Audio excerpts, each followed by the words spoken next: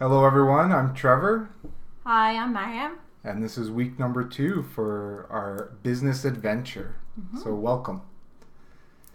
So what we want to do is we want to talk to you guys about what we've been up to this week. So do you want to kick us off, Maryam? What have we been up to? So we started with, Trevor started with designing of 2 games that I wish we could show you because they were so much fun. I played them yesterday. And he found a program that is similar to Photoshop but is much easier and more practical for the application we're going to do. It's Artrate. Is that okay? I name, yeah? Of course. Yeah. So maybe they'll give us sponsorship. Yeah, they pay us. And so anyways, and I paint 3 characters with watercolor, but I haven't tried working with them in Artrate or Photoshop yet. And the other thing we did this weekend, it wasn't weekend actually, it was today. We did we went to pitching events that it was actually 3 days event that we couldn't make the first 2 days, but so what is pitching? I think it's more like something like marketing. It's something that you have an idea and you kind of work on it and present it and seeking investor, I guess. Yeah, is that right? That's right. You were there. You tell me, what do you think? I'm not sure if I got the meaning of pitching, but I think it's something like marketing, but it's not exactly marketing. So it's more like presenting your ideas. And so it was good in terms of, at least for me, what I got from today's session was I'm feeling more confident about the ideas I have, because so you kind of see so many different ideas, from very simple one to complicated one that was designed by engineers, or that combustion idea. But so you kind of see people that are in the same position as you are. They're taking the first step of their business, and it's really encouraging. Yeah. I feel very encouraged too.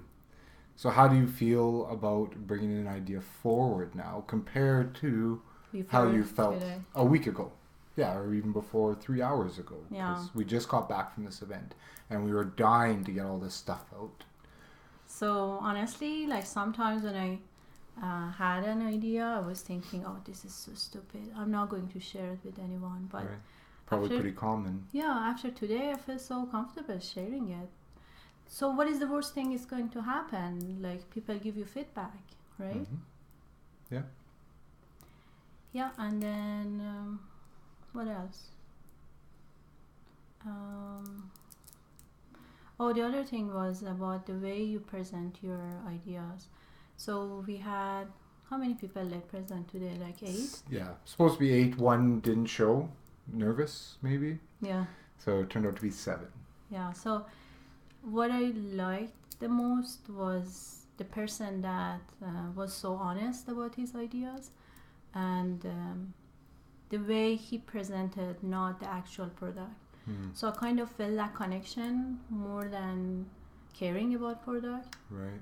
So sometimes I guess the way you're presenting it is the most important part.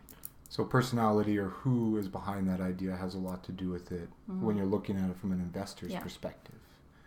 That's actually a really good point. Because people can trust you, right? And they can invest on you. And did you get that feeling both ways? Like some were really, really trustworthy with their ideas and some were not so trustworthy? That you got that sense regardless of the idea? Or you just, one person stood out as very trustworthy? Yeah, so I didn't really find anyone that I couldn't trust. Like tonight was more about those people that they're just taking the first step, and the only thing I felt, some of them, they really didn't know what they want or what they're after. But there were some people that I would invest if I had the money. There you go. Yeah. Cool. Yeah. Well, it sounds great. what I really enjoyed about it was we found, this is a skill that we need, and we looked online in our own town, and we found that not only can you go and watch this skill happen in front of investors, and the people who are in that room are very influential people where we live. They have lots of money, and they can invest at any moment into any of those products if they truly felt passionate that this was a good product for them. And what I really liked is that there's an organization that brings all that together, and not only brings that together, but walks you through, you were saying, a 2-day boot camp of types to get to that point. So they coach you during the 2 days on your weekend in order to get you to the point where you can pitch or do a successful pitch. I thought that was really, really cool. Yeah, I really loved it, and it was so generous of Accelerator YYC. Am I right? Renee? Yeah. Organizing it. The first 2 days you have to pay, but 2 days was free, and get people interested. It was a great experience. It was a great experience. I had a lot of fun too. Yeah. Okay, good. So I had something I wanted to talk about, and it's something me and you have talked about before, and it's just a general concept, and I'll probably refine it as we go, but it's been floating around in my mind. So I want to put it out there so I can kind of capture it and see what it sounds like, read back to me, so to speak. But it's about the theory of business development and what people should expect, or what I'm expecting as I go through trying to run this business based on what I found trying to do other things in my life that maybe aren't actual full-blown businesses. But my theory of business development, if I could compare it to anything, would be similar to like building a house from scratch. And a lot of people, because we've been around a lot of houses, can probably have a fairly good idea what goes into building a house. I would say if there was 1,000 things you had to do to build a house, most people could figure out about 500 of them, probably about half. There's all these things you don't really know until you go through the process, but then there's all these things that are really easy to figure out, and a lot of people can do it. And then what happens is as you're going to go build a house, and you have to do 1,000 to have a really nice house built, and 500, that means you're going to run across 500 things you didn't know. And the first time you run across these 500 things, you're going to have various degrees of success with those 500. So some of them you're going to get the first time, and then some of them you're not going to get. You're going to completely fail at, and that's fine too. And so I think when you go through those 500, maybe you pick up, 200 of them, no problem. 100 of them you do so-so. You get away with it, but you could have done it better. And then maybe 200 you fail at. So in the end, what you have is you have 700 things you did out of 1,000, really successful. 100 you did so-so, and 200 you just failed. But what does this mean for your second house, right? If you were to go through this process again. And this is why I believe people who do these things once and then attempt them again, they talk about a lot of people have had failures the first time they go through things. And then they go again. And I'm not saying you want to approach this as though you're going to fail. You'll probably be somewhat successful. But your second time is what I wanted to focus on. And this is business development. And I think your second time, now you're going to go through those knowing 800 things. And then those last 200, you're going to know what they are, and you're going to try and do them better. So your second round is going to be 95%, 950 things out of 1,000 you're going to be successful at.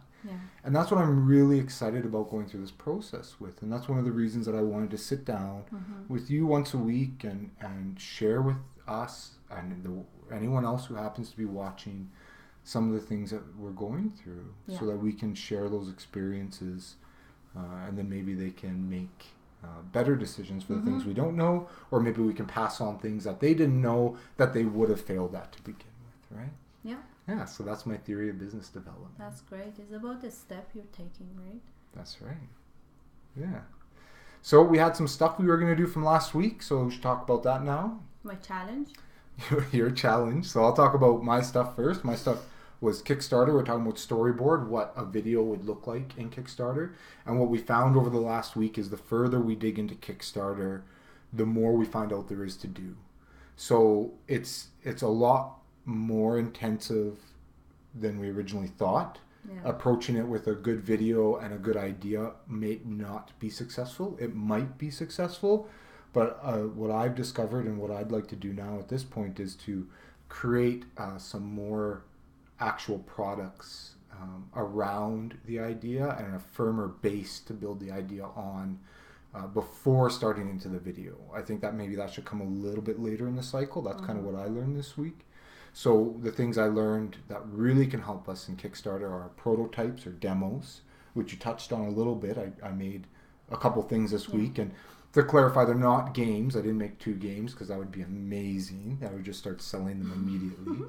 But what I did do, what was that? So I played them. I made a demo of a level, right? So that's the basic framework of a level, and if it was a house, you would consider it as starting to dig the basement, or even if you're doing drawings, and lots of people do drawings, they sketch first and then they draw on top of it. This is the sketch. This is the stick figure. One arm of a stick figure is what I did. All right. And then the other thing I did, and I did do 2 pieces, and the other thing I did was some movement around how, you know, the characters will move in the main game. And for those of you who don't know, the reason we're talking about this right now is because the idea that we're going to start off with Kickstarter for is a video game.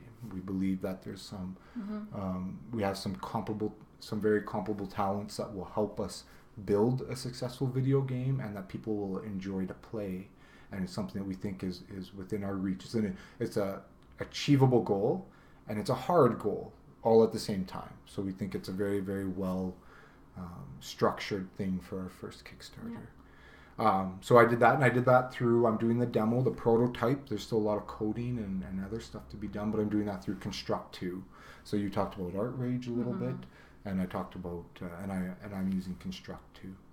So yeah, so that was good. So that's where I'm at with Kickstarter research, and I'm going to continue that, I think, for next week. So maybe by next week, a bit of a schedule, maybe even a bit of a budget if we can swing it that far. We'll see where we get to this week. I don't see why we can't. And then some more of my stick figure for my game. Oh. How about you? So I painted, as I said, my painting on like paper with like just beautiful, by the way, natural media. And so this week it will be for me to try ArtRage and see how it works, and if it works, perfect. If not, it would be Photoshop, the other choice for me. So I'm kind of familiar with Photoshop, but I'm not really so kind of professional in it. So there's a course, I'm going to take this course, I guess it's in 2 weeks, 28th. Yeah. So you're going to take a photo, if I understand it correctly, like a Photoshop boot camp kind of thing. So it won't be a full-blown art course, but you have a lot of those skills already naturally through natural medium, and this will just be a how to use the tool type interface. And I think this will be mostly, which is smart, what Maryam's decided to do is to purchase ArtRage, which is significantly less money than Photoshop. It should be noted. And it has a very intuitive user interface. But we don't know software, so what's the difference between this and Photoshop? So I think we're going to start with ArtRage because it's less of a barrier to get into. But then you're going to take this Photoshop boot camp, and then as you've used ArtRage a little bit, you'll be able to determine, you know, is Photoshop worth it? Should we make this next big step to this big piece of software, or is it a bunch of stuff for photos and not necessarily game assets or other animations we might be working on in the short term? Right? I think that's very smart. So the other thing that kind of attracted me a lot about that ArtRage was, I'm not sure if Photoshop has it, it was watercolor. Watercolor, yes. Yeah. So that's how you enjoy painting. I don't remember Photoshop had it. Yeah, so I guess we'll learn. we're going to try. That's right. Cool.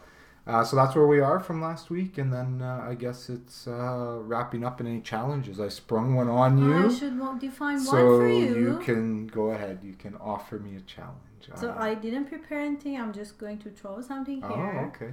So I'm going to pass those 3 sprites to you. Okay. You're going to work on the animation of it. Oh, any animation I want? As long as it walks. A walking animation. Okay, so you heard it here. So she's going to give me 3 sprites. Or jump. Some of them have to jump. Okay, so 3 sprites with walk, and some of them have to jump. Okay. Is my challenge in animation. As 1 week. Accepted. 1 week? Yeah. So for our next video, stay tuned to that, and hopefully we have something by that point to put in the comment section for you to link to, and you can see these walking, jumping animations that Maryam built. That's all for now. Yep. See you. See you next week.